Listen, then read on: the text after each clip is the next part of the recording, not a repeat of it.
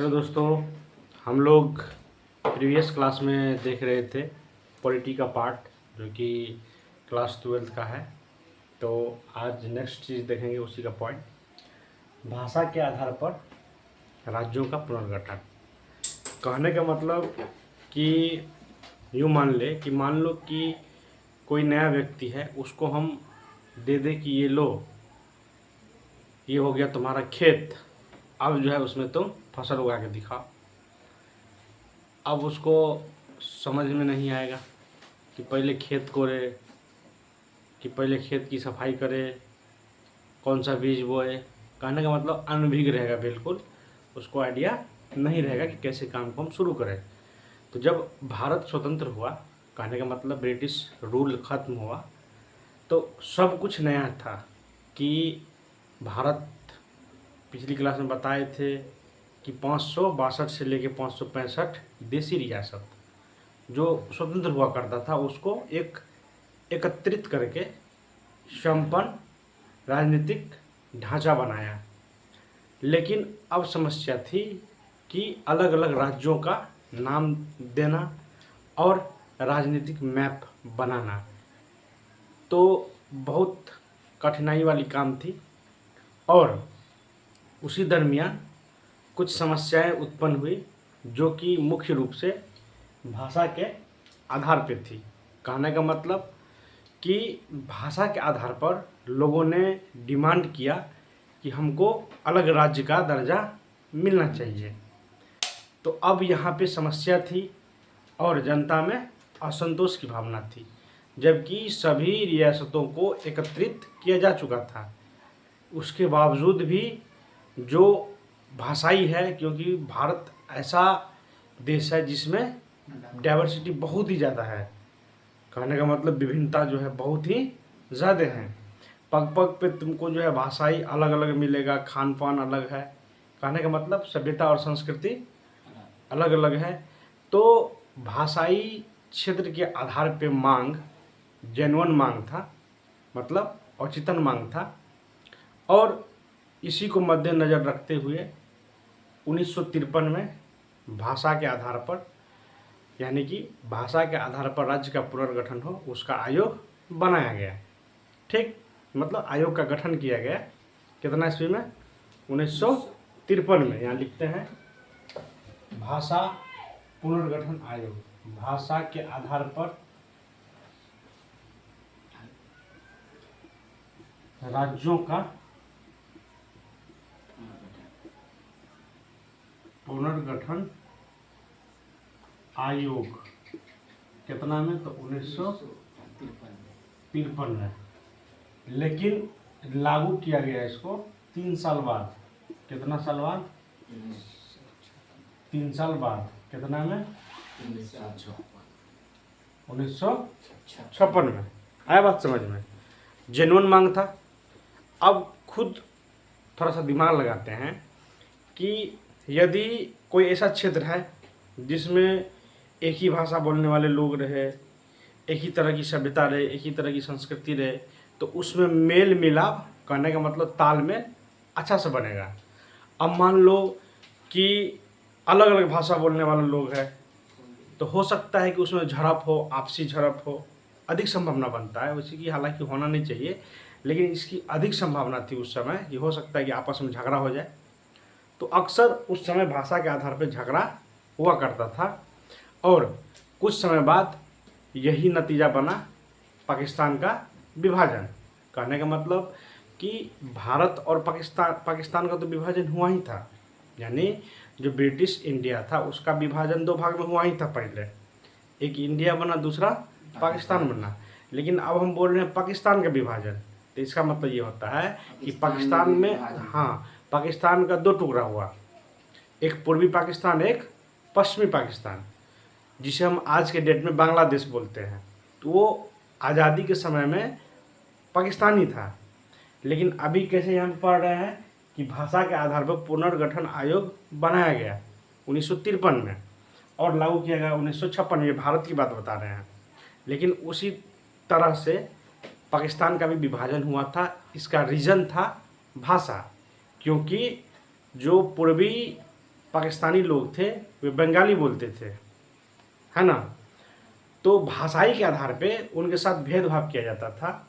कहने का मतलब तुम ऐसे सोचो ना कि मान लो कि उधर के व्यक्ति उस तरफ जाते होंगे, मतलब पूर्वी पाकिस्तान के व्यक्ति यदि पश्चिमी पाकिस्तान में जाते होंगे तो भाषाई के आधार पर उनके साथ भेदभाव किया जाता था। उसका नतीजा ये निकला कि आगे चल के 1971 में हमारा जो पाकिस्तान जो था, जो कभी हमारा मतलब भारत का ही अंग था, तो पहला विभाजन हो गया। लेकिन आगे चल के पाकिस्तान का भी विभाजन हुआ, किस आधार पे? भाषाई के आधार पे। आया बात समझ में?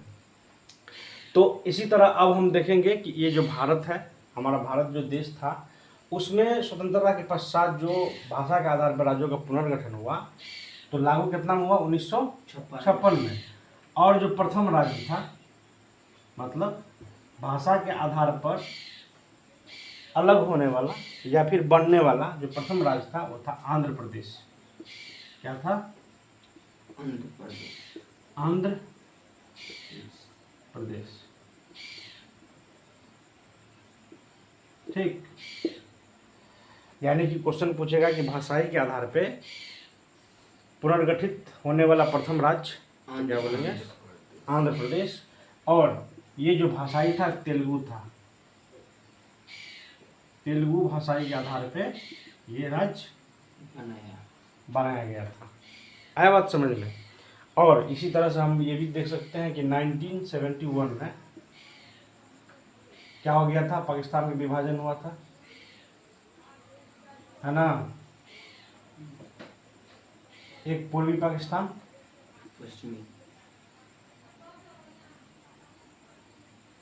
एक पश्चिमी, है ना। यही पूर्वी पाकिस्तान को क्या कहा गया? बांग्लादेश।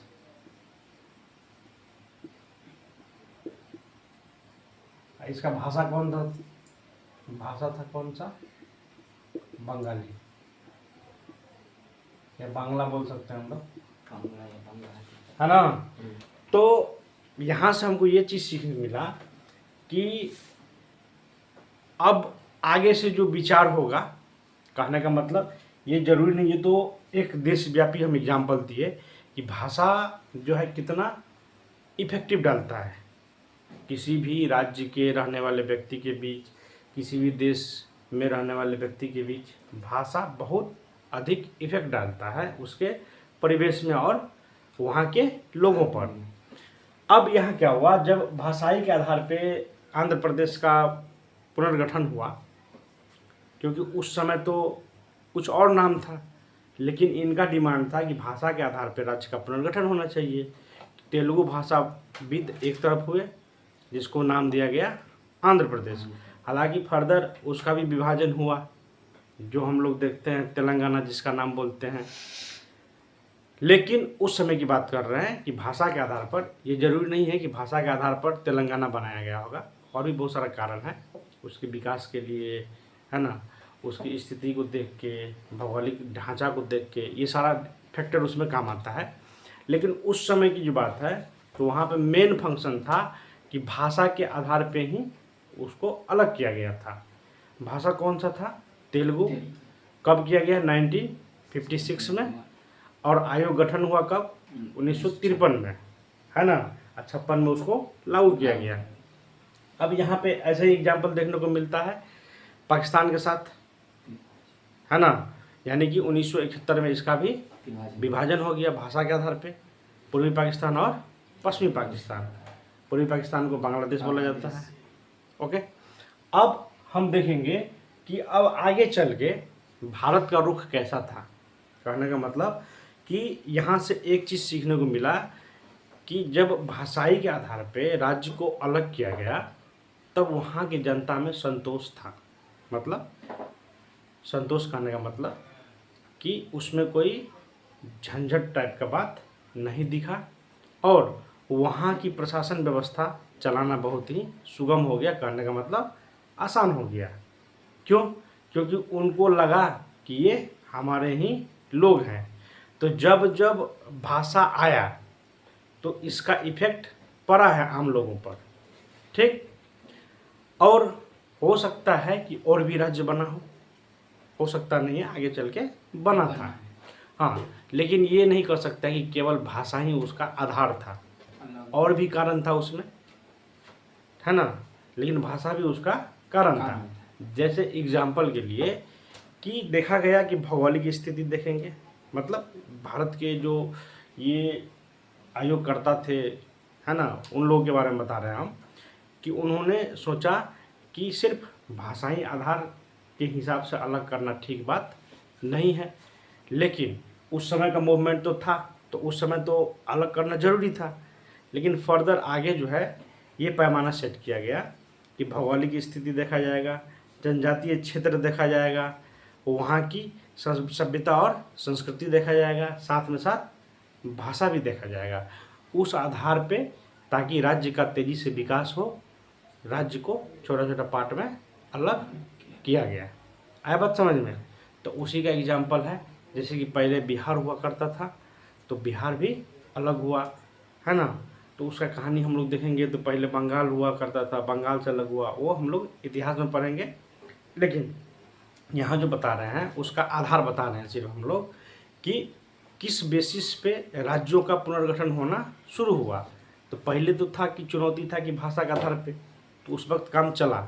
लेकिन फर्दर आगे कैसे विकास हो उस क्षेत्र का, उसको ध्यान में रखते हुए राज्यों को बंटवारा किया गया, मतलब अलग अलग राज्य बनाया गया।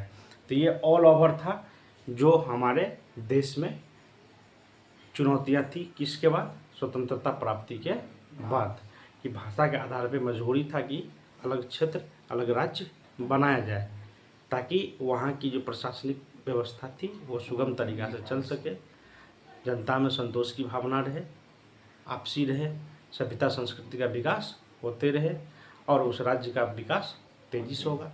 क्योंकि भाषा जो है, हम बार बार बोल रहे हैं कि इफ़ेक्ट डालता है। तो यहाँ से हम लोग पॉइंट याद रखेंगे कि स्वतंत्रता के बाद जो भारत की चुनौतियाँ थी, उनमें से एक ये भी चुनौतियाँ थी कि अलग अलग डिमांड उठने लगा कि भाषा के आधार पर हमको आप अलग कीजिए। भारत ही था, यूनियन जो था, कंट्री भारत ही था। लेकिन जब सेपरेशन का बात आया, तब यहाँ पर आवाज़ उठा कि नहीं, भाषा भी हमको चाहिए, और उसी आधार पे हमारा अलग जगह भी चाहिए। ठीक है, तो ये हमको याद रखना है।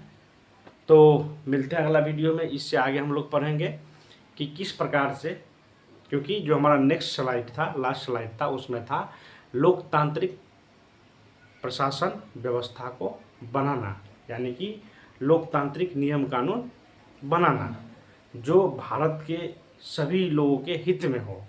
क्योंकि यहाँ पे कोई एक व्यक्ति नहीं थे, बहुत सारे लोग थे, और अलग अलग धर्म के लोग थे, अलग अलग जाति के लोग थे, है ना। और उस समय लिटरेसी रेट जो है बहुत ही कम था, मतलब शिक्षित वाला बात बोल रहे हैं। तो सब के लिए कानून निर्माण करना लोकतांत्रिक ढंग से बहुत ही मुश्किल था। तो वही चीज़ हम लोग देखेंगे अगला क्लास में, कि लोकतांत्रिक व्यवस्था बनाने में किनका किनका योगदान था, लोकतांत्रिक व्यवस्था में क्या सब किया गया, किन किन देशों से हेल्प लिया गया। ठीक है ना। तो यहाँ तक आज रखते हैं, इससे आगे नेक्स्ट क्लास में हम लोग पढ़ेंगे कि हम लोग को कौन कौन सा अधिकार दिया गया प्रत्येक व्यक्ति को स्वतंत्रता प्राप्ति के बाद, है ना। ये सब डिटेल आगे हम लोग पढ़ेंगे।